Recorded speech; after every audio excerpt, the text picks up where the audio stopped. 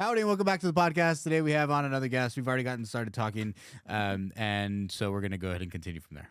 Cool. Okay. So, like, what a life that you've had. And so, I guess, how did you get into the UFC from the get-go, if you will? Sure. So I feel like I've lived many lives, but in 2020, I decided to go back to school for nutrition. I wanted to become a registered dietitian. I had already started training jiu-jitsu and Muay Thai, and I really loved it. But then I also saw my teammates who were competing at the time cutting weight. And I remember watching their tactics and what they were eating during fight week and thinking to myself, there has to be a better way to do this. And I'm very much like a puzzle person, so I love figuring things out. And I kind of dove into my own research and started playing around with it. And I said, yeah, I really want to do this. So what's the highest level of nutrition education you can get? And I discovered registered dietitian. During this time, I was kind of messing around on Instagram, and I discovered that the UFC actually hired dietitians. It's like, oh my gosh, so this is recognized as like a legitimate field as a dietitian. So I decided to do it. I went all in. I moved to Arizona and went to ASU in the middle of COVID. Yeah. So got my degree in dietetics. And then in order to become a dietitian, the education's not enough. They want you to go do like a 9-month internship and work for free and prove that you can do things. So I had to apply for an internship. And in the time frame I was trying to get my license in, there were only 3 internships in the country that would have worked out for my timeline. Damn. One was in Florida, one was in Texas, and one was in Vegas. So I applied to all 3 because the internship process for dietitians is not easy. There are way more people applying than there are internships. So they're looking at perfect grades, perfect test scores. They want to also know that you're well-rounded, you've had jobs, you're, articulate, you can communicate. They want to know all these things. So fortunately, I passed and I got 2 interviews, one with Florida, one with Vegas, and Vegas picked me first. Nice. So I said, okay, I'm going to Vegas. And I was pretty happy about that, even though I'm originally from Florida and the goal is to go back to Florida. I'm not a desert person. That's I fair. like the beach. But I said, if I really want to go all in on this fighting thing, I should go to Vegas because that's where they have a lot of MMA, right? A lot of fighters. So I figured it'd be just proximity-wise, get me closer. So I came here and I started working at the VA hospital on the north side of town. During that time, I joined a gym and, again, just kind of started throwing myself out there as like, yeah, I do nutrition and I can help you with your weight cuts, and basically working for free a lot of the times, just helping people in my gym with whatever they had going on and getting experience. And I was posting on Instagram at this time. So somebody had a successful weigh-in, I would post about it, like, yay, whatever. But I was also... You say it so casually. Yeah, like I wasn't even thinking about it. I was just like, oh, this is exciting. Like not realizing that there were eyes on me at the time. Yeah. So before I left Florida for school, when I had discovered that the UFC had hired dietitians, I decided to follow a couple of them on Instagram. And one of them followed me back. And throughout my time in school, those 2.5 years or so, I was reaching out to this person periodically just to get resources and how do I learn how to do performance nutrition? Because school doesn't teach you. Yeah. They prep you for a career in the hospital or food service or the community. They don't care if you know how to do sports.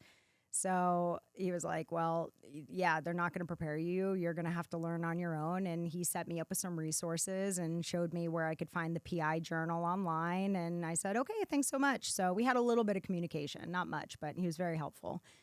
Came to Vegas, start doing my internship. And one of the grad students who was running my internship program in our initial, like, welcome to the internship, get up there and tell us a little bit about yourself. I talked about that I had been fighting Muay Thai for the last, year and a half and whatever.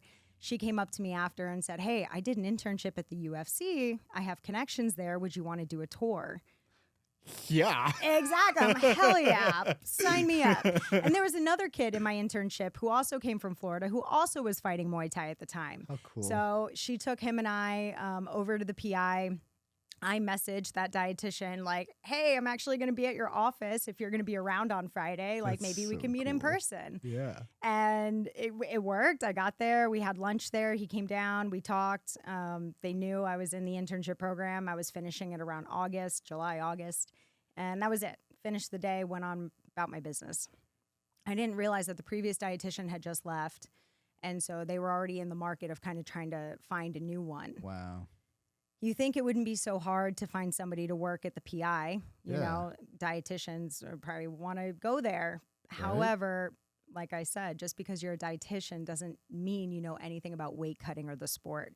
So it's a very niche thing. So while I was finishing my internship, about a month before I completed it, I got a phone call from the director at the time at the UFC, the nutrition director. And he said, hey, I know you're finishing your internship next month. You're going to have job offers, and we want you to know that this is one of them if you'd like to come interview with us. Oh my God, like a dream, dude. Literally. Oh my I know, God. I got goosebumps because I still can't believe it sometimes. I'm like, wow, that's so crazy. Wow. Yeah. So I finished my internship. I said, okay, great. And then I took my exam like 4 weeks after my internship ended. I immediately signed up for the exam, which I hear is unheard of. Most dietitian wannabes, they take more time to study. And I'm like, nah, I'm good. Just throw me in there. I want it while it's all fresh in my head. Yeah, seriously. And thank God I did, because I passed the first time. And I went on my little vacation that I had planned. And my last day, while I was still on vacation, I got a text message like, are you back yet? Can you come interview? Can we schedule this? And I was like, okay, let's do it. They're ready for you. Ready. So I went in. But here's the funny thing. I thought the way that I had been getting calls, I'm like, oh, I'm in there. You know, like this isn't really like an interview to see if they want me. Like I thought that was kind of like I was being offered the job. Yeah. Not the case. I didn't realize that just because the nutrition was on board, I had to win over the all the other departments. So, Wow. yeah, I had to meet with like the big boss, you know, the vice president of global performance. And so I did. Yeah, it was nerve wracking. I had no idea. Went into a virtual interview. That was the first one. And then after that one finished, I got the message said, hey, we're going to bring you in for a second in-person interview. We're going to give you some material to prep. And we're going to give you some case studies, basically a test. Yeah. And yeah, we'll see you in like a week. You have a week to prepare a whole case study.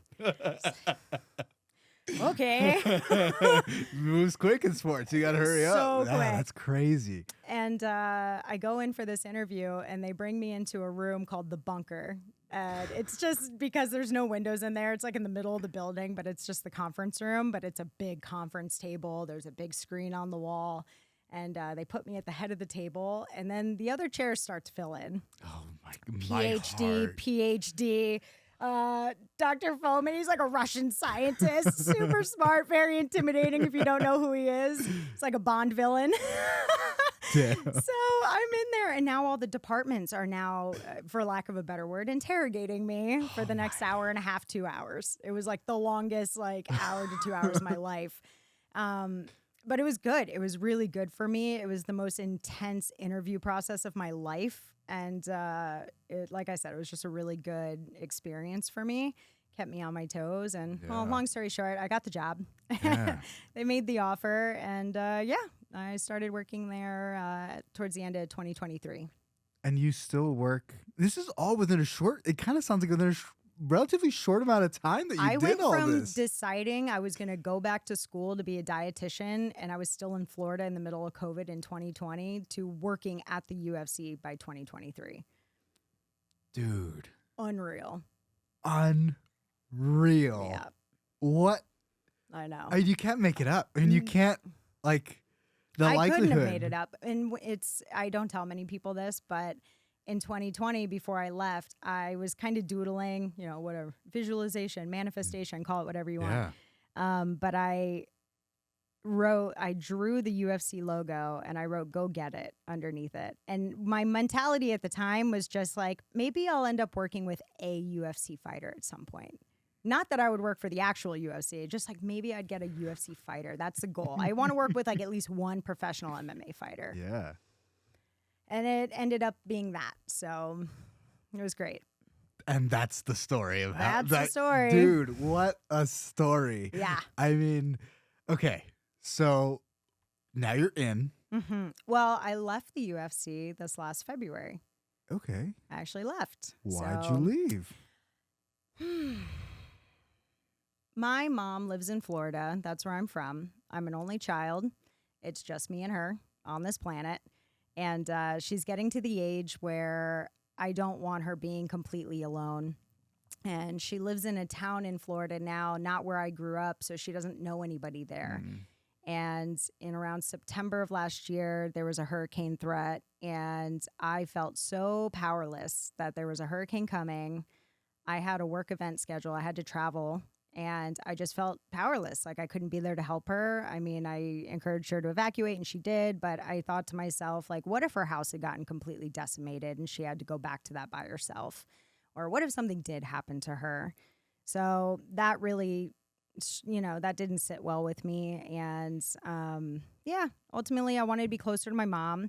Also, the job is very demanding at the UFC. And I knew that going in. It's long hours. It's lots of travel. It's very little work-life balance. And that's okay. However, after a while, I came to a realization. I said, time is our most valuable resource. Right now, I have no time, and I also don't have anything financially to show for it. So the pay really wasn't what it needed to be in order to make that worth it. I'm sacrificing time away from my mom. I have no free time for myself, and I'm not even able to save for my future. So I was just like, what am I doing? Those are some hard questions. Especially when you're working at the thing that you set your eyes to do, and then I'm glad you understand. Yeah. Now, what do I like? Oh, that makes me almost it gets me emotional a little bit. Yeah. I went through it. I went through all the emotions because I was like, I worked so hard and I made it to the top where I wanted to be. And now it's like, it's not everything I thought it would be. It's not as giving back to me as I'm giving into it. And I really had to make up my mind because I could see how that idea of, okay, I finally made it to the top and, and the brand is the brand. It's a big one and it's cool. You're walking through the airport with your little UFC stuff on and people are like, oh, wow. And you feel cool. It's a cool job. But those hard questions. I would not have been able to live with myself well had I waited so long until something happened to my mom or God forbid she got sick. And it's like, she's healthy right now. I should be enjoying her right now. I should not wait until something happens to go back. Yeah. So that's when it became, apparent of what I needed to do. But of course, I didn't want to abandon what I had worked so hard to do because what I do as a dietitian is very niche. There's not a lot of people on the planet who can do this. And I enjoy it because I love the sport.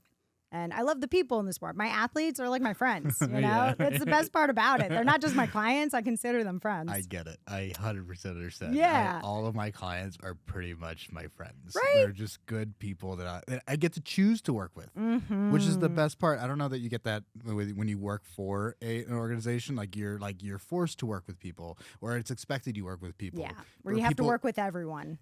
And but now as private practice, I don't have to. If I work with you guys, I like you. It's so true. I'm sure they feel it. I mean, you can kind of feel your energy is just it's very positive. And so I think on that other end, I'm sure that they understand. They get it. Yeah. I hope so. I get that feedback a lot. So that means a lot because I do. I care a lot. I really do. I have a lot of empathy for these guys. I like to say I know what they go through. Fighting, I did compete in Muay Thai. I had 3 fights, all within 8 months of each other. I was just back to back. I was addicted to it. Dude. But I had to do the weight cuts. I had to do the hard training. So there is a level of understanding of what they're going through. And so I have a little bit more patience, with certain things. And I think it goes such a long way because there's a lot of exercise scientists or exercise physiologists that are that understand the book and the book matters, don't get me wrong, but then there's the application of okay, what is 5 sets of 3 at 90% really look and feel like, and are you going to really ask somebody to do that? Yeah. The book might say it theoretically can be done, But then whenever you're under that kind of load and then you're going to ask somebody, like, I'm not going to ask somebody to do that. Like, I know what that feels like and that sucks. Unless there's a real, like, clear intention here. So then when you're looking at these athletes, you're like, I know what it's like to do a cut and it sucks. And so then how do you even talk to that person during that cut? You know, like I would imagine kind of know what you want. And then how do you also respond to those people? Got it. It's funny you ask. So a lot of this, ideally, I've been working with this person before the actual cut. You know, we have already started their weight descent in camp. We started with meal prepping and meal planning, and we're having check-ins and we're having calls and we're troubleshooting throughout their whole camp because so many things can go wrong in camp. And I, as a dietitian, I am not the food police. So I am not big on making somebody follow anything way too restrictive in camp. I try to find, I mean, unless their weight is super messed up, but I always say that there's room for pretty much anything. So I always ask, like, what are your favorite foods that you consider quote unquote bad that you typically wouldn't allow yourself during camp to have? Because now I'm going to use those foods as like part of their refeeds. Because if you're in a calorie deficit for too long, and I can tell you're a little overtrained, your body is showing all the signs that you might need a little bit more calories today so that we can get through next week. You know, dude, go have a burger, go to In-N-Out, get a double-double, enjoy it, do it after training. Thank you. Yeah. Oh, you want pizza, you want sushi, you like muffins, whatever it is. Like, cool, go. You want donut? Have two.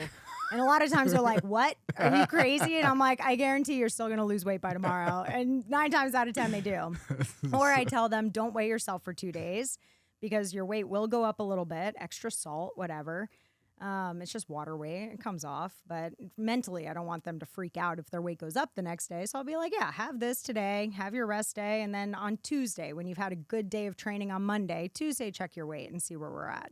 And then they'll, oh, okay, wow, it works. I can have these things and it's not detrimental. Because my thing is that I don't want them rebounding after the fight, like their weight. I don't want them being so restrictive during camp that right after their fight, they go binge eat everything and anything. And now they're changing their body composition for one, but they rapidly gain weight and they're putting on body fat. And now we're in a mess. We're in a total mess. And that's how eating disorders happen. Yeah. And there is a lot of disordered eating patterns among fighters. You know, if we're stepping on the scale every single day in camp and out of camp, multiple times a day, and I'm guilty of it, I'll be the first one to admit, like, I get it. I'm right there with them. So yeah, there's just like little things I try to implement so that I'm more, you know, compassionate to what happens when, you know, that mental side of it, if it's too restrictive. It wasn't until like later in my career where I stopped like worrying so much about, or even like figuring out, okay, I can eat a Chick-fil-A sandwich and I can still weigh in and I'm okay. Last time I competed was at Worlds. I was a Team USA powerlifter. And so I competed at Worlds and I was able to step on the scale after eating Chick-fil-A and I felt comfortable and fine. And like, I knew that I'm confident, like I'm going to be able to eat this. But at the very beginning, it was like, I need to drop 15 pounds today to make it, like make weight tomorrow. And not really realizing that I was creating a really terrible habit. And then when I left the sport, it was really hard to figure out what to do with my identity, myself, the food. Yes. It all changes. And I was like, I was not in a good place. I did not handle it very well. It was a hard learning process. It's hard. It is. It is. It's hard, especially if you're doing it on your own and you don't have reassurance, if you don't have somebody that you can trust and look to and hear that person say, no, you're good. It's fine. You can eat that. It's okay. Because sometimes they just need the permission. As odd as that sounds, it is. It's like they kind of look to somebody else for that reassurance and permission. And that's one of the things I love about fighting as a sport, because it is, they say it's like one of the loneliest sports in the world, right? When you finally step foot in that ring or that cage, it's just you basically against yourself. That's it. However, you have a whole team around you and behind you that got you to that point. And so the whole reason you managed to get into that octagon is because of the support of your coaches and your family and your nutrition coach or whoever you have. Yeah. How cool. So Yeah. I have a question kind of going back to where you entered the UFC, like started actually applying the work. And so you have, like, you're being taught clinical dietetics? More is it, Well, medical nutrition therapy. medical MNT nutrition. is what dietitians. That's what kind of separates dietitians from people who are nutritionists or they got a certification online in nutrition.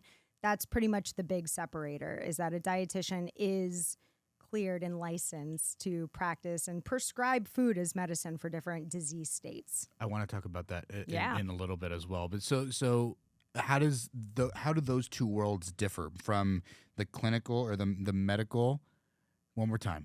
You tell The medical, clinical, it's fine. Okay, yeah, okay. the clinical So side of it. to the performance side of it. Like, was it that big of a difference? Like starting day one? Yes. Yes, Why? for sure. The only thing that connects them would be something called, like what we learn in school. It's motivational interviewing, right? There's a lot of counseling that goes into our education process as dietitians. Food is highly emotional. And a lot of times we attach certain, like especially sugar and stuff, to emotional states, right? We're 5 years old, we're kids, and you know, Candy is a sweet treat. candy is a sweet treat. Birthday cake at birthdays. Like we associate from a young age sugar with good times, happy feelings. So as we get older, we subconsciously look to these things to comfort us. And then you want to tell someone you want to take it away. So that's where like the counseling aspect comes in, is being able to meet somebody where they're at, figure out where they're at in their states of change. Like, are they really ready to implement change, or are they just thinking about it? Because those are two different things. I'm going to approach those two people very differently.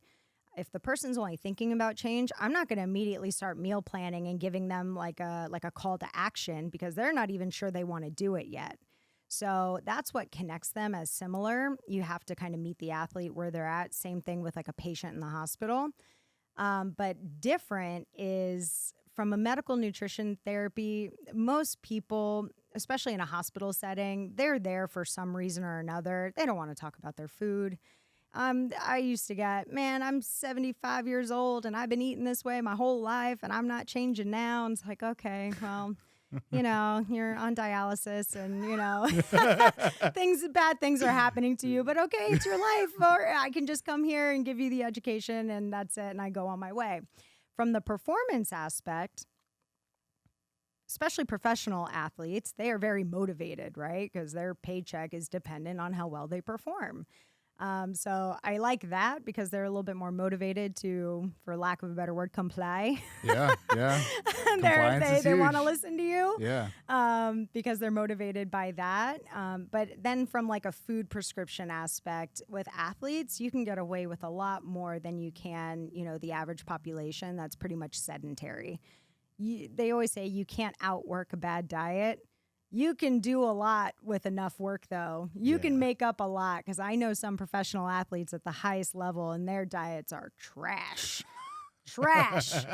And I hope they see this episode and they know who I'm talking about. Like, man, mac and cheese and bags of potato chips, like lots of calories, right? And they need the calories, but it's just calories coming from, am I allowed to curse here? Yeah. Coming from shit, like shit food. And it's like, but because they exercise so hard, they've got an 8-pack of abs, like they're shredded. But the second they're not an athlete anymore, or God forbid they get injured and have to sit on their ass for a few months, that's going to catch up real quick. They're going to pack on the weight real quick. Huh. How fun. So I have a couple written down questions. And I kind of want to, I guess, I don't know. We'll see. So what's been the most rewarding moment of your career so far? Rewarding moment?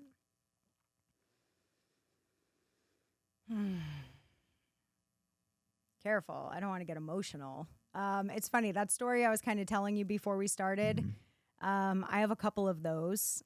I can't pick just one. I've got 3 off the top of my head that are really prominent in my mind. I want to hear them, but 4. the thing that comes to my mind immediately is like, what a fulfilling like experience you've had. It kind of sounds like, but I want to hear at least, I don't know, 1 or 2 of them. I don't have to go 4. Yeah, but no worries. It's up to you. For sure. One, I have to say my mom. My mom, being able to help her. She's, like I said, 70. She comes from a generation, the less you eat, the skinnier you'll be. She couldn't get it through to her head that being in a chronic state of starvation is what makes you put on so much body fat so fast. Like you're barely eating, but yet you seem to put on more and more fat. It's a state of stress, right? And I've been encouraging her to eat more protein. And finally this year, because it's hard to eat enough protein sometimes. It's a lot. It's work to get enough in. Really hard. Yes. So she finally got to a point where she's eating more now than she ever has, and her weight is plummeting. And I remember getting a phone call from her right before I moved back to Florida from Vegas a few months ago. And she calls me and she goes, "Man, you really know what you're doing with this weight loss stuff." And that's the face I made. I'm like, yeah, I hope so. I really hope so. I'm like, why do you say this? And she goes, "Well, I'm eating more than ever. And I woke up today and I'm like, and I won't divulge her weight. Yeah. Sorry, Ma, I won't do that to you." But she's like, she's basically the lightest she's been in like 40 years. She hasn't seen that number on the scale. Like before she even had me, and she hasn't seen that number on the scale. And so that's probably... Cool. That's really rewarding to finally get through, because it's usually the people closest to us that don't really take what we have to say very seriously. And I don't understand that. It's like, yeah, we're human. Like, yes, I'm Don, and yes, I'm Ben, but like I'm also a professional in this thing that I've done a lot of work in. Like, and it's hard for them to reclassify you, because if they knew you before you were that professional or before you had that education. Yeah. It's hard to like make the switch and like look at you as a respectable member in that expertise. So yeah, I was just man, you really know what you're doing, huh? And I was like, after how many years? Yes, I do. Thank you. I appreciate that. It's really cool. Yeah. And then another story really rewarding is just like a couple fighters I've had who had tried to work with people before, and they just were handed a meal plan, a piece of paper, and sent on their way. Never even having a real conversation with this nutritionist or whoever they went to. And for them, one of them was a heavyweight fighter. And if you have to cut weight when you're a heavyweight, it's a lot. Yeah. Right? The upper limit's 265. So you got to cut weight to make 265. Shit. Mm-hmm. And again, it's lifestyle stuff because they're training hard. There's no reason that they should be that way. It's just lifestyle stuff. But if you've got that we were talking about earlier, kind of thing? Stress can play a role. Or is it drinking? Poor drinking, poor sleep schedule, and then also bad dietary choices. Just not knowing what to eat, what time, when. And so this particular athlete, reached out for help. And from my understanding, he had tried to get help before, and nobody really gave him the time of day because, he's a heavyweight. He doesn't really need the help. He's not really cutting weight. And I sat down with him, and we just talked for like an hour. And I said, don't change anything about what you're doing. Keep everything. Just add vegetables. If you go out to eat, just like order a side of vegetables with your meals. That's it. You can still eat the trash, but have vegetables with it. Start there. And instead of grabbing a burger at 4 a.m. on your way home from work, have it at 4 o'clock in the afternoon. You can still have your burgers. You could still go to Carl Jr.'s, but do it 4 in the afternoon, not 4 in the morning. Those two things. Let's see what happens. Told him that, and like little by little, he started asking questions over the next few months about like, what are good breakfasts and stuff, and him sending me pictures of his vegetables. He went on vacation and was like, look, I got Brussels sprouts, like so proud of himself. That's so And the cool. weight started falling off, and we lost 35 pounds together, and he doesn't have to cut weight anymore for heavyweight. And he's fast. He moves like a light heavyweight, even though he's a heavyweight, just way more athletic, way more powerful, way more energy. Cleared up stomach issues he's had all his life, and that was super rewarding. That is so cool. Yeah. What motivates you to be a good human? It sounds like you're a good human. Oh. I know I'm not asking a nutrition question necessarily. That's okay. But like, why do you care? Like, why are you the way you are? I've been through a lot. I was an only child, and I didn't have anyone. I didn't really have anyone. I didn't have siblings to look to or cousins. So having to go through a lot of hard things by myself, I have compassion for people going through hard things who feel like they have to do it alone. So they say, be the person you wish you had. I think that's probably where it comes from. I love that statement so much. Me too. I love that. Well, I don't know. You have really good energy about you, and it's really cool. And like you made a career change, And what were you doing before? Which year? You did that many different things. I did. That's so cool. In middle school, I wanted to be an anesthesiologist. I locked in on that, going to med school, becoming an anesthesiologist. Like I said, I went through a lot at a young age, so emotionally I was pretty disconnected. I think just to protect myself, natural. And so as I got older and started applying to school and I went to pre-med, I was like, yeah, anesthesia, even though it was like the most disconnected field in medicine you could possibly do. Yeah. But at the time and where I was at in life, that like lined up. And universe, God, whoever you believe in, had other plans. I got hit by a truck 4 days before my final exams to finish my pre-med, prereqs.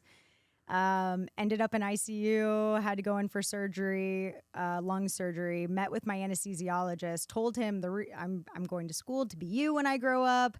Please don't let me wake up during surgery. I have a history of that. And he kind of rolled his eyes, was like, you'll be fine. I woke up during surgery on the operating table, remember everything, tried to remove my breathing tube.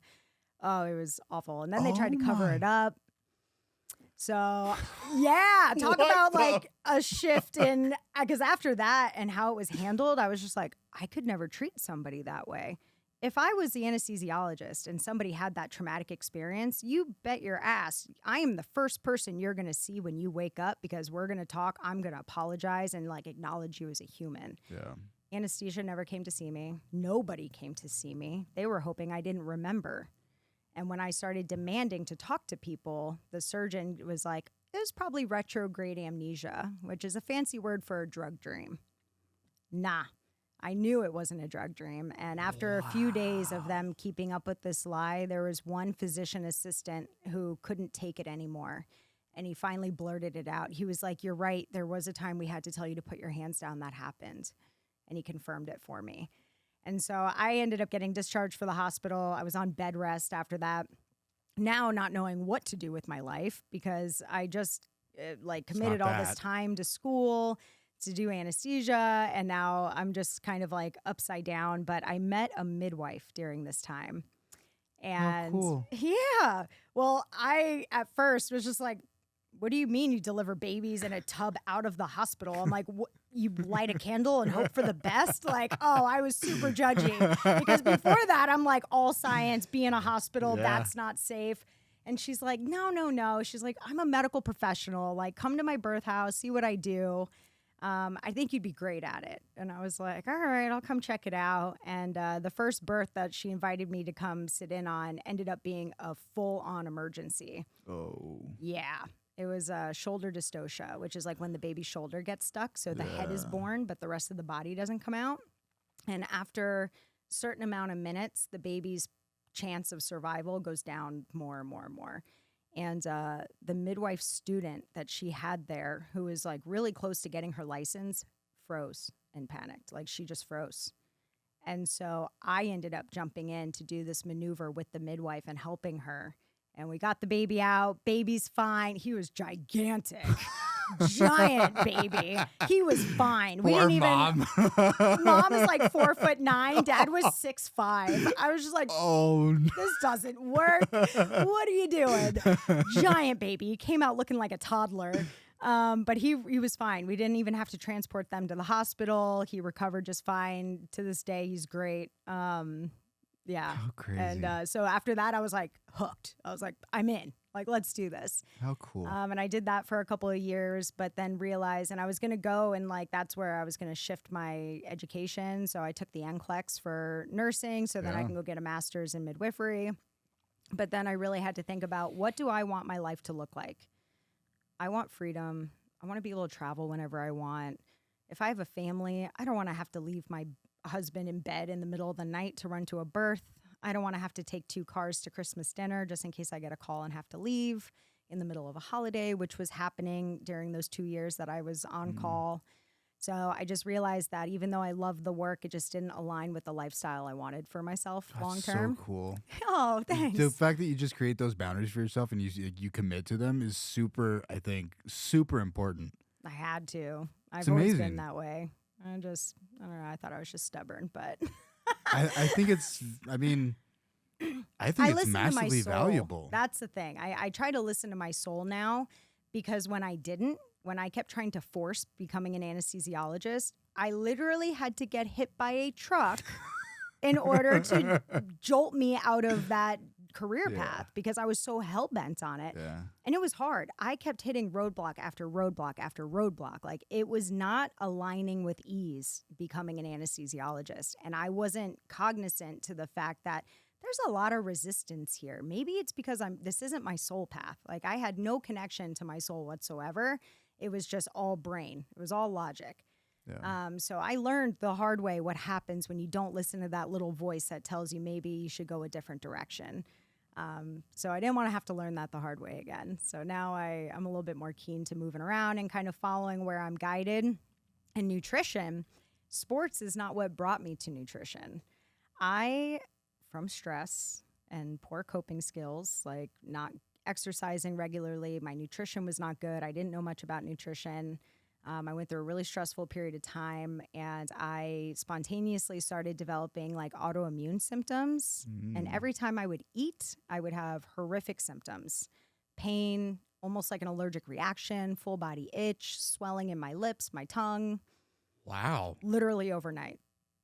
I didn't know that this kind of stuff happens. Oh, yeah. Oh, yeah. Well, to this day. So this happened in 2018. Okay. All right. And this is when I was still kind of toying with the idea of finishing nursing and going that direction. But I had already decided that being a midwife probably wouldn't be it because of the lifestyle. And then this started happening, and I was going to doctors, and they couldn't figure it out. They just kept throwing pills at the situation, not helping. Yeah. So I took matters into my own hands, because at this point I was like, 26, 27 years old. And I was just like, I can't be feeling like this forever. Like, this is awful. Yeah. So I did my own research. I found like an autoimmune protocol diet, started following it. Long story short, basically cured myself of all my symptoms, and went, how many people are out there going to doctors looking for help to improve their quality of life and not getting anywhere? You know, they're getting pills. Yeah. Yeah. A lot. A lot. A lot. So I was like, oh my God, nutrition is medicine. Like, I don't need to be a doctor. I need to help people with their nutrition and their lifestyle. Oh, cool. And I dove into that, and that was around, and then the next year is when I got into jiu-jitsu.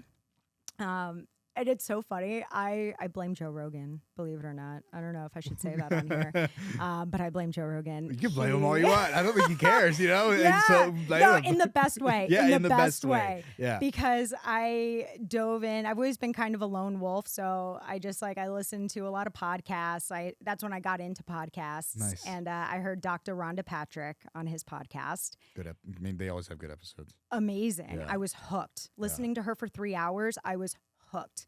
And you want to know something funny? After studying her intensely and everything that ever came out of her mouth, like on every podcast or anything she put out, when I finally started school in 2020, 2 years later for nutrition, I was way ahead of the other students in the class. I had so much foundational knowledge.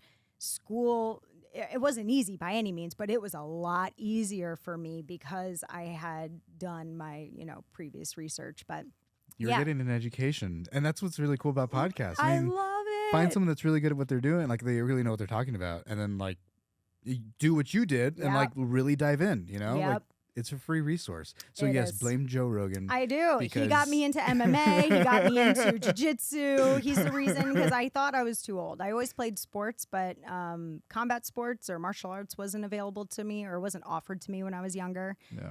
And so by the time I'm like, I'm pushing 30, I'm like, I'm too old to start. And then I hear Joe Rogan's like, no one's too old to start. This person started jiu-jitsu at 50 and now he's a black belt. And I was like, I'm going to try. And I got hooked. That's so totally cool. hooked. That's and so now cool. here I am. I worked for the UFC and I'm a dietitian. Thanks, Dr. Rhonda Patrick. Yeah. Yeah. I think she's been in the studio before as well. Really? Yeah. So what do you think, or what are some supplements, if any, that people should be taking, if at all? And then, because I feel like I've been seeing a lot of like really weird videos, like plastic surgeons rating like supplements, which makes absolutely zero sense to me. It's like, why are we asking plastic surgeons about? But either way, What would you, if there are any supplements, what would you recommend? For sure. You mean for just For, athletes or general population? That's a really good question. So I think I selfishly want to know for performance, and then I think people are probably more likely to learn from the general population. So we probably should start there. They don't vary too much, believe it or not. Okay, cool. Yeah. Then tell me more. Absolutely. So creatine, number one. Always. I don't care if you're 3 years old or you're 103 years old. If you're an athlete or you're sedentary, everyone should be on creatine. It's safe. It protects your brain from Alzheimer's and dementia. Actually, just recently, I think last week, a study was published. It was the first ever creatine on Alzheimer's patients study. Cool. Yeah. And 20 grams a day for 8 weeks, 11% increase in cognitive function, improved memory, the whole 9 yards. holy It's insane. shit. It's insane. And it's so safe. It's almost unreal. And it's like, it makes no sense to me that creatine, it does and it doesn't. It's just like this little thing is so strong. So strong. It's not really little, but you know what I mean? Like, Yeah. so powerful, and it is so safe for anybody. Everyone. 'Kay. And that's just the brain health. So like from a Gen Pop situation, Gen Pop, like jail. It's really good for that. But then also the performance, right? It helps your muscles maintain more water, stay more hydrated. So you're going to have a performance edge with it. I have creatine. a question. Yeah. There's a lot of like, well, should I take monohydrate or HCl? I don't want the bloating. I'm going to take whatever. What do you think? I mean, monohydrate, that typically, I don't think it matters all that much as far as the form, rather than one, you want to make sure you're getting a good quality product. So third-party testing, you should always get supplements that are third-party tested. Supplements in general are not regulated. They're not. Yeah. You can literally crush up pretzels, put it in something, and market it as vitamin C or a kidney cleanse, and there is nobody who's going to stop you from doing it. Isn't that crazy? And you could tell people it's vitamin C and it's crushed up pretzels. Like, no one's going to stop you. So the third-party testing is important because that means a third-party company took that product and tested it and compared it to what they claim is in it, and they verified that what they say is in it is actually in it. So first and foremost, get third-party tested stuff. But as far as creatine goes, it's really about the dose, the duration, and when you're consuming it. So you always want to take it with food. You don't want to take it on an empty stomach. It's not one of those that you have to take right before your workout. It's not how it works. And just because you took it one day does not mean you are going to receive all the benefits of it that day. You know, you got to have a loading dose. You got to do it for days and days and days in a row in order to get you to saturation. So it's more about like the quality and the timing of when you're taking it. Do you load? Do I load? I mean, I take about 5 to 10 grams daily, you know, standard as it is. If I had a hard sparring session, or say I got slammed on the ground really hard, or if I want to admit I'm pretty clumsy, I smack my head pretty often. If I like really knock myself, I'm like, oh, I'm gonna do some extra creatine for a few days. So like as like a concussion protocol. That's cool. Yeah, or you want to, if you have like any indication that you've suffered some kind of brain damage or concussion, you definitely want to increase your dose for a couple weeks. But yeah, I don't necessarily load 10 grams. I'm just consistent with it. And then do you cycle off ever? So no, so it's not something you need to cycle off of. However, it is pretty cool that if you are at levels of saturation, and because obviously the water retention is a concern with creatine, right? Especially if you're in a weight-making sport. So my fighters, I always have them discontinue like a week to 10 days before their weigh-ins. And creatine's one of those. If you've been consistently taking it for a month, or, you know, your loading dose for a certain amount of time, you can go off of it for 2 full weeks and still maintain all of the benefits. And then as long as you pick it up and keep going after those 2 weeks, like you won't ever see a dip in your saturation. You'll maintain. That is cool. So it's cool. I didn't know that. That's really Yeah. cool. What are some other supplements? Got it. So depending on your diet, you know, a multivitamin's good because it'll just fill in whatever gaps, especially if you are in a calorie deficit. Because if you're not eating as much, then chances of you meeting your vitamin and mineral needs, micronutrients, right? So it's good just kind of like as a blanket to cover the bases. Vitamin D, mandatory. Everybody should take vitamin D and a good amount. I thought 5,000 IUs daily was sufficient to maintain good vitamin D levels. And it's not? Well, I think everybody's different and your sun exposure will play into it. But when I was living here in Vegas, that's what I was taking every day, thinking it would give me pretty good levels. When I got my blood work done in like November, after, again, supplementing consistently, my levels were not as high as I would have liked them to be. And that's with supplementing. So I obviously increased my dose. So at minimum, you should be taking 5,000 IUs daily. How often do you test? It depends. When I got that blood work done, I was having some problems. Like I had some things coming up and I wanted to see what was going on. But I mean, if you have no reason, if you feel great and there's nothing pressing, at least once a year, just check in with yourself, see where you're at is what I would recommend. It's been several years since I've tested, and I feel like I need to. The only thing that I had was I was low on glutathione and vitamin D a little bit, if I remember correctly. Okay. But outside of that, yeah. And so I started taking Everything else is good. Everything else was fine. Yeah, because they look at lots of stuff like your red blood cells, your white blood cells, your liver function, your kidney function. Yeah. So I probably should look. Yeah. Okay. So more often. And then do you have any others that you like that you take that you like? Omega-3 fish oil. Love it. Every day. Lots it. of it because we are really deficient in it as a whole population. Most of our foods are very high in omega-6s, but not so much omega-3s. So when it comes to a ratio, we want more 3 than 6. That's anti-inflammatory. More 6 than 3, inflammatory. So, and it's hard to get omega-3s unless you're eating a lot of fish or you're, seeking them out in certain food sources. So if you just take fish oil supplement, again, a good quality one, it's really good for your brain health and inflammation. It makes me feel like I'm on something when I take fish oil. It's really, I feel like I'm on, and it's amazing. It's really odd. I don't know if it's probably psychosomatic, if I'm being honest with you. But I feel like that I with think a there's lot of probably things. a little validity to it because you think so? Yeah, our brains really love those omega-3s. I love sure. them a lot. Okay. Any others? I know I'm asking for a lot. No, it's okay. What do I do? Vitamin D, creatine, multivitamin, omega-3.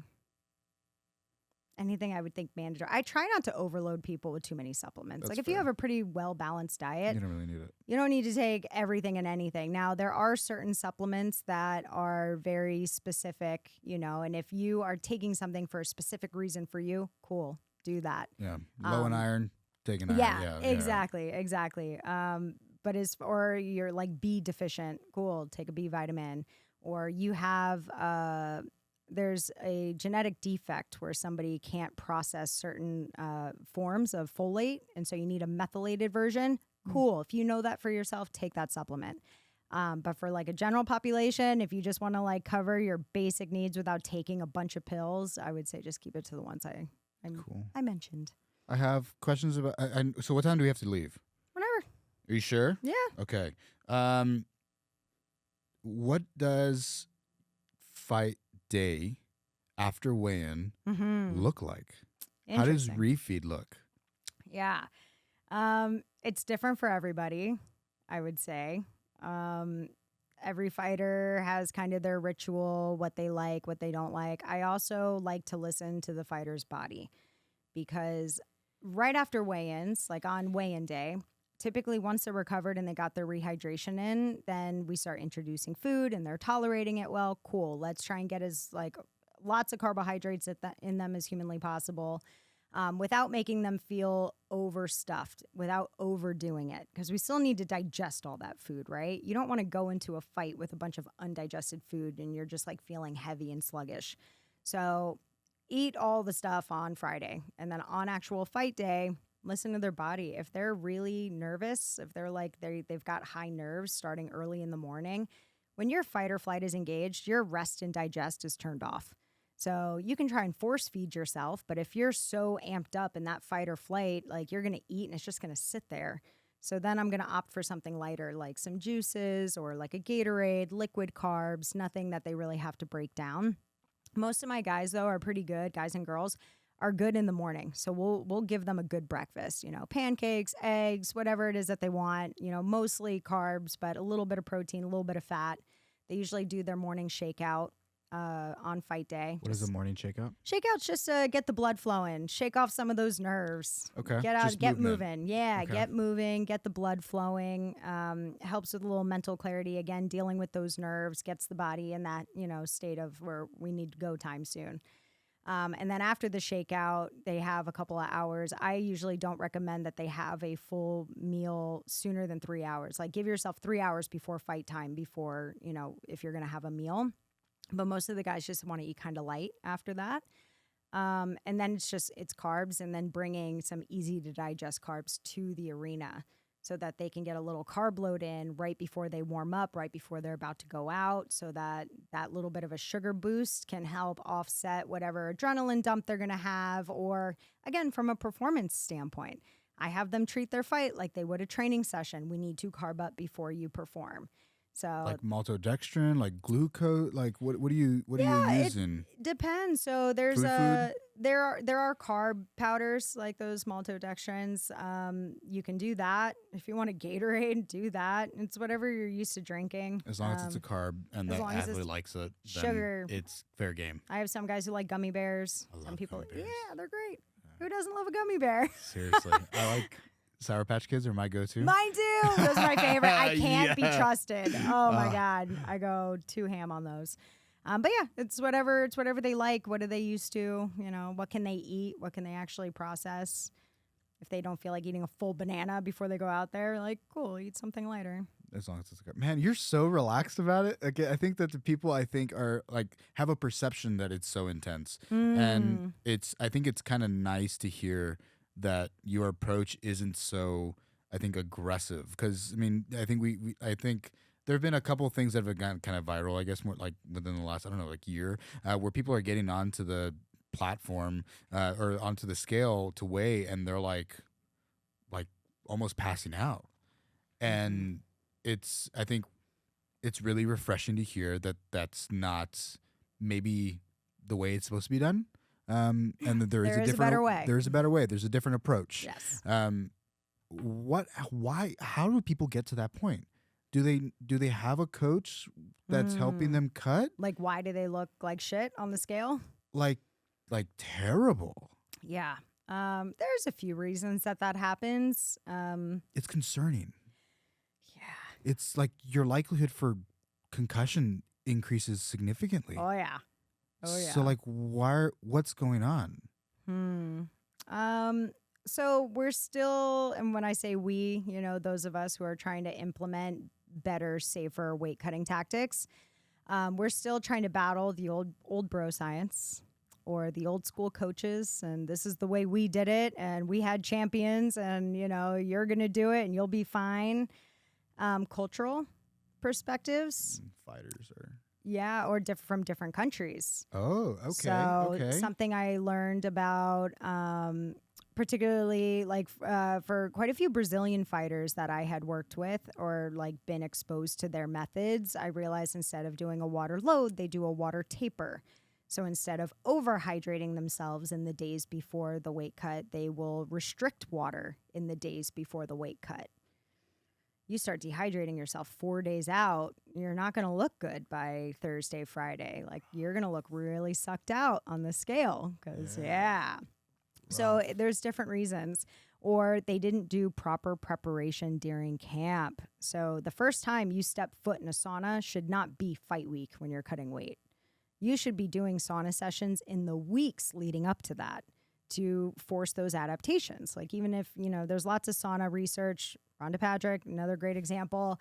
Love her. But it's true. Yeah. Like, that exposure to the heat over time, it's a stressor. And over time, your body is going to be forced to adapt. And once it creates those adaptations, you can sit in the heat and your body not recognize it as, oh my God, we're dying. It's like, oh, cool, we've done this before, we're good. So your body doesn't shut down. But if you didn't do any heat acclimation, that's what we call it. If you didn't do any of those heat acclimation sessions leading up to fight week, now you're not eating very much. You've restricted water, so you're already dehydrated. You're already in a state of stress. Now you want to go sit in a 160-degree sauna for 2 hours? It's not going to work. You're not going to feel very good. And then even if you do make weight, there is a very good chance you are going to have violent diarrhea after weigh-ins all the way up until your fight because you burned your insides. You literally cooked your intestines. Now you're trying to put food and water in there and expecting them to work, and they've been cooked. And you wonder why everything is running right through you. Yeah, it happens. It does. A lot. Wow.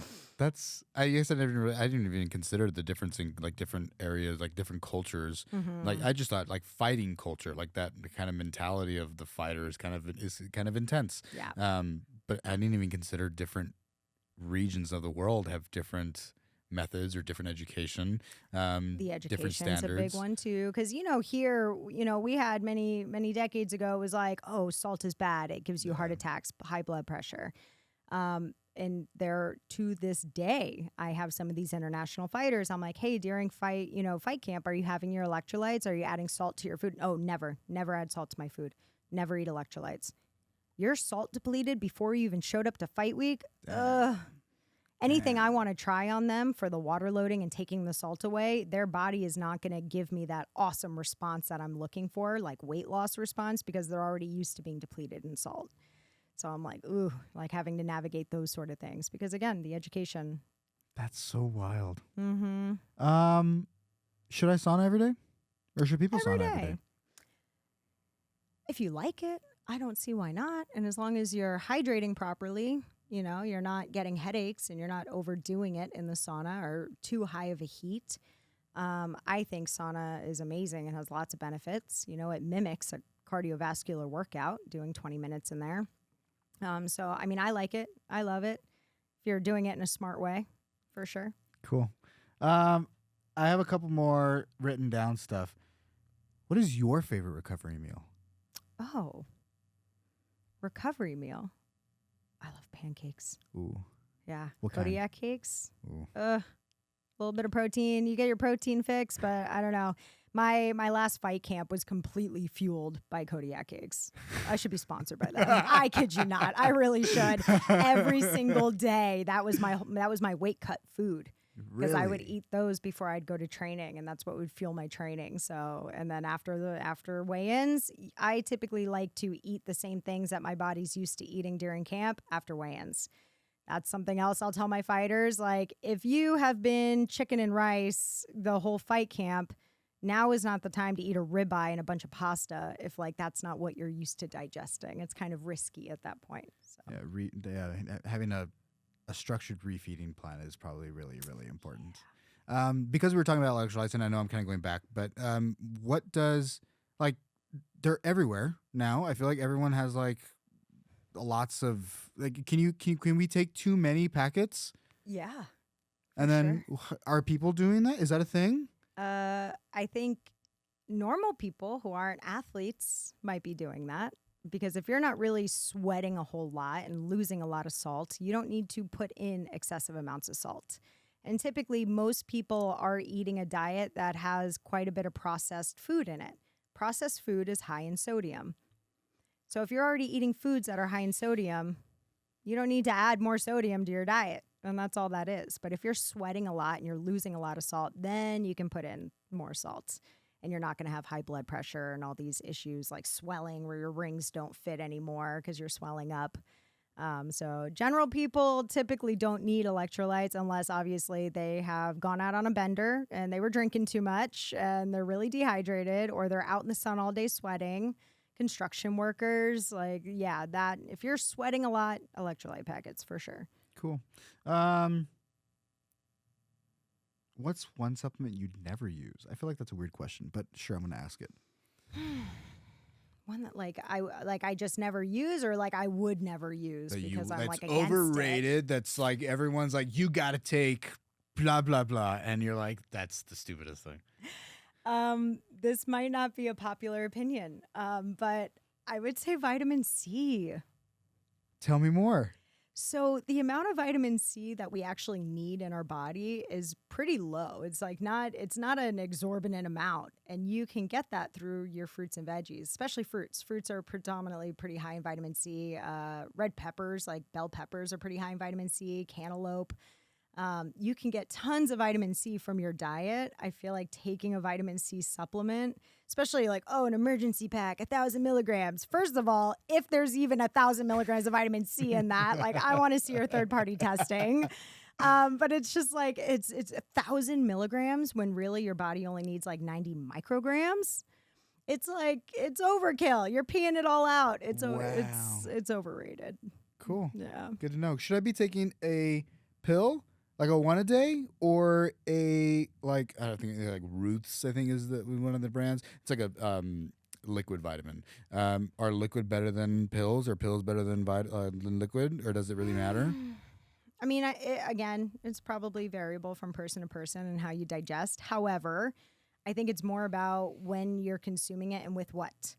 So you always want to have your supplements with food, and then especially your fat-soluble vitamins like vitamin D, you not just want to have it with food, but you also want to have it with a good bit of fat. So I always take mine in the morning because that's when I predominantly get most of my fat, avocado, eggs.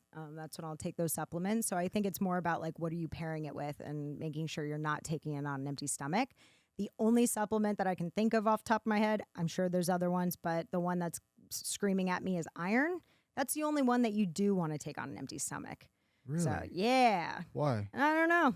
I guess you just absorb it better on an empty stomach. I love that I answer. don't know the mechanism. I'm not going to pretend to. I've never dove into it on the science of it. But yeah, they always recommend take it on an empty stomach and then, wait an hour or so and then have your breakfast and your other supplements. Can I develop an allergy, and then how does that work? I did. Oh, that's I did. right. Yeah. 2018, nightshades. You ever heard of a nightshade? Yep, sure have. I had never heard of a nightshade until Joe Rogan's podcast. Miss Peterson, Michaela Peterson. I was listening to her episode about her autoimmune issues and joint pain and nightshades, and I had never heard that before. And I kid you not, it was probably within a month I started having my symptoms. Wow. And my diet was predominantly like tomatoes and siracha, and I put hot sauce on everything, and I would eat bell peppers like apples. Like, oh my God, I was just poisoning myself all day, every day. And I went on that really strict, restricted diet, and I was able to reintroduce everything back, like the gluten and the dairy. But the only thing I still can't have to this day is those nightshades. Cool. I still get a very violent reaction if I'm exposed to them. So yes, you can develop allergies, food allergies later on in life. I've developed an allergy to eggs. Totally possible. And I hate it. Because I loved eggs. Every morning I had eggs. What were your symptoms, if you don't mind sharing? I've reintroduced it multiple times, like as an attempt, and every time I will throw up within not even 5 minutes. That's a pretty big alarm. Yeah, like that's no. Out. Yeah, we don't want this. Yeah, and now is it just plain eggs, or can you have baked products that have egg in it? I can do baked products, and I can do egg whites, but I can't do the yolk. Weird. Normally when people are allergic to eggs, it's the proteins in the whites. Huh. Interesting. Oh, interesting. Yeah. But you see, everybody's different. It is. And you figured it out. And if you had gone to your doctor, you'd be like, that's crazy. You've been eating eggs your whole life. There's no way.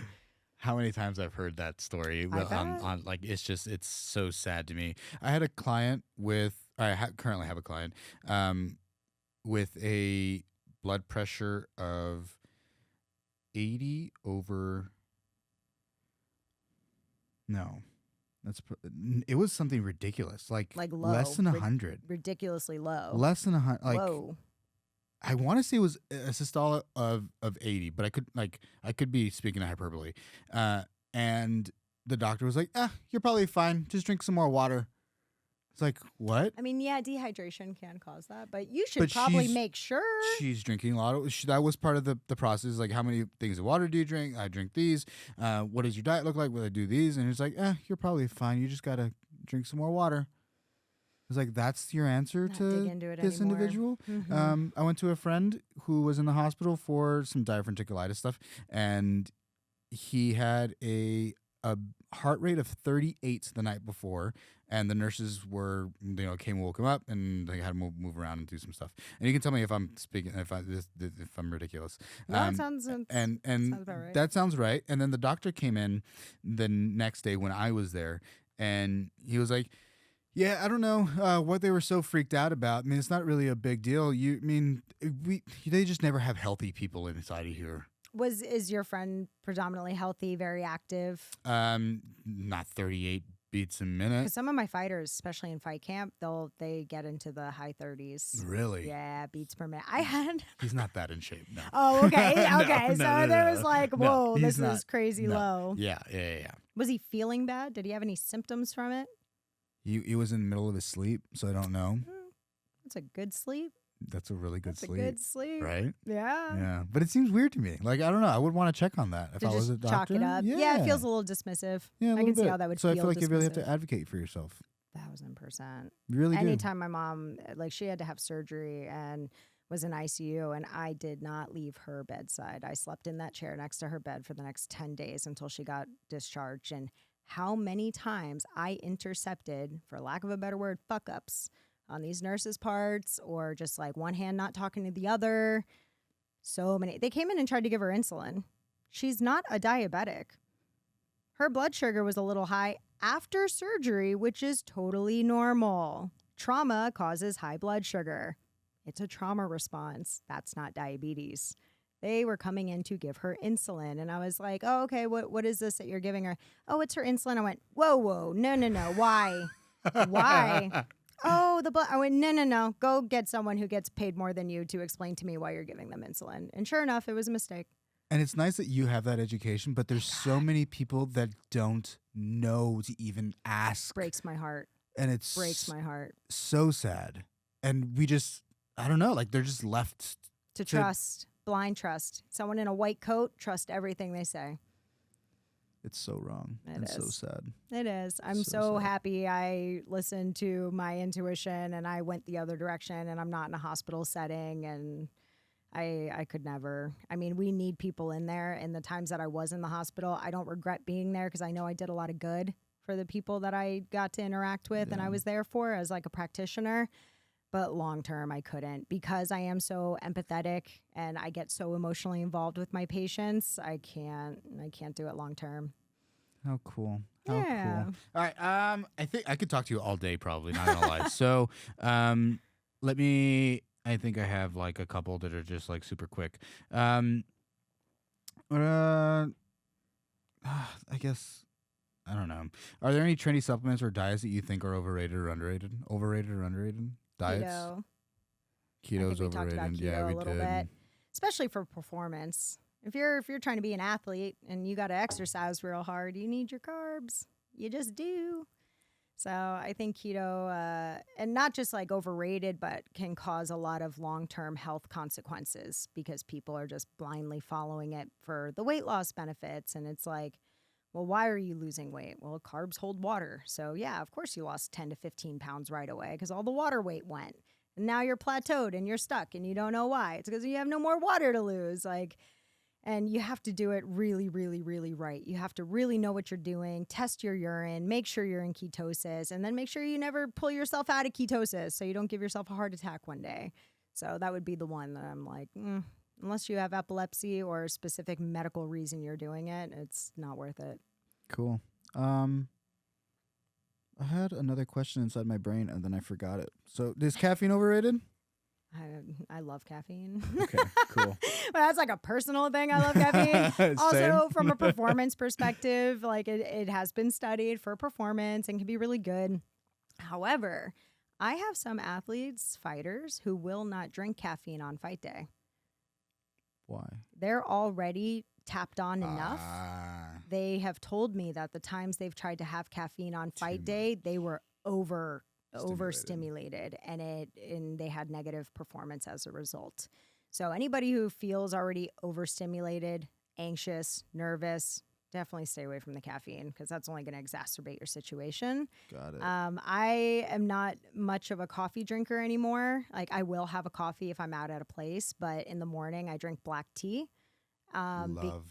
What do you do? Yeah, well, What I like the kind? tea because it also has L-theanine in it. Oh. So you get the caffeine, which typically makes you anxious and jittery, but L-theanine cuts the anxious effects.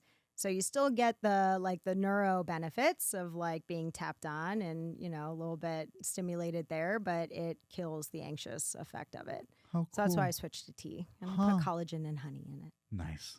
Yeah. So it sounds like a good morning routine. I love it. I love Earl Grey so much. I love that it's so. I didn't realize that there was a L-theanine in it, and so good for you. maybe I might do that in the morning instead of the coffee. Or take an L-theanine supplement with your coffee. They do make a supplement now. That's a good point. So you could do that if you love the taste of your coffee.